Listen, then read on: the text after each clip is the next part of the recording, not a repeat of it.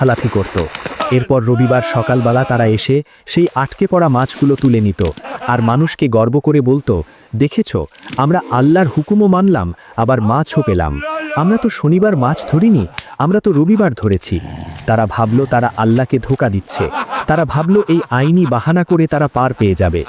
আল্লাহর হুকুমকে নিয়ে তারা রীতিমতো ছিনিমিনি খেলা শুরু করল। তাদের এই ধৃষ্টতা দেখে শহরের মানুষ 3 ভাগে ভাগ হয়ে গেল। প্রথম দল, যারা এই পাপ কাজে লিপ্ত হলো, এরা ছিল লোভী এবং অবাধ্য।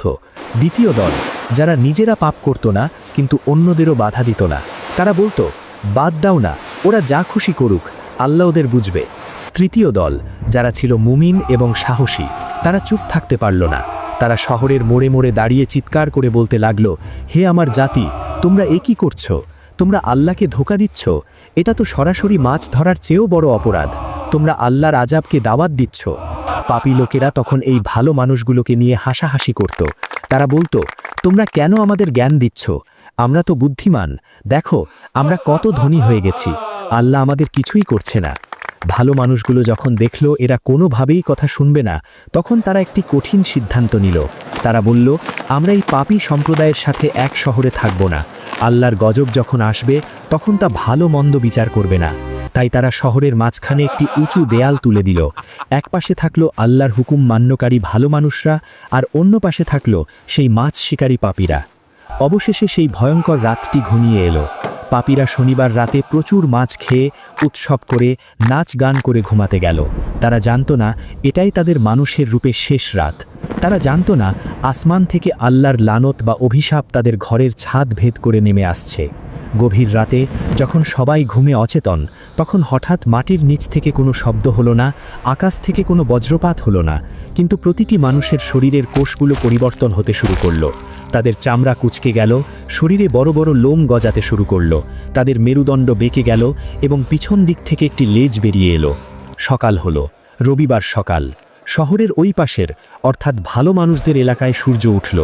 মানুষ ঘুম থেকে উঠে নামাজ পড়ল, কাজে বের হলো। কিন্তু দেয়ালের ওই পাশে অর্থাৎ গর্দিদের এলাকায় কোনো শব্দ নেই। পিন পতন নীরবতা, না কোনো দরজা খোলার শব্দ, না কোনো মানুষের গলার আওয়াজ। ভালো মানুষগুলো চিন্তিত হয়ে পড়ল। তারা ভাবল, ব্যাপার কি? ওরা কি সবাই মরে গেল, নাকি ওরা এতই ঘুমাচ্ছে? কৌতূহল দমাতে না পেরে কয়েকজন সাহসী যুবক মই বেয়ে সেই উঁচু দেয়ালের ওপর উঠল। দেয়ালের ওপর থেকে তারা নিচের দিকে তাকালো, আর তাকানোর সাথে সাথেই তাদের চোখ ভয়ে কপালে উঠে গেল। তাদের হাত পা কাঁপতে লাগলো। তারা নিচে যা দেখল তা দেখার জন্য পৃথিবীর কোনো মানুষ প্রস্তুত ছিল না। দেয়ালের ওপর থেকে সেই যুবকরা দেখল নিচের শহরটি যেন একটি মৃত্যুপুরী নয়, বরং একটি অদ্ভুত চিড়িয়াখানায় পরিণত হয়েছে। শহরের অলিগলি, দোকানপাট এবং ঘরবাড়ি রাঙিনায় হাজার হাজার প্রাণী উদ্দেশ্যহীনভাবে ঘুরে বেড়াচ্ছে। যুবকরা ভালো করে তাকালো। প্রাণীগুলো দেখতে অনেকটা বানরের মতো, কিন্তু ঠিক সাধারণ বনের বানর নয়। তাদের শরীরের গঠন, তাদের বসার ভঙ্গি, সব কিছুর মধ্যেই যেন মানুষের ছাপ রয়ে গেছে। যুবকদের হাত পা তখনও কাঁপছে। তারা একে অন্যের দিকে তাকালো। তাদের বুঝতে বাকি রইল না যে আল্লাহর ওয়াদা সত্য হয়েছে। সেই যুবকরা দেয়াল থেকে নিচে নেমে দৌড়ে এলো তাদের সম্প্রদায়ের মুরব্বীদের কাছে। তাদের শ্বাস তখনও দ্রুত ওঠানামা করছে। তারা চিৎকার করে বলল, হে আমাদের কওম, সর্বনাশ হয়ে গেছে। দেয়ালের ওই পাশে পাপীদের এলাকায় আর কোনো মানুষ অবশিষ্ট নেই।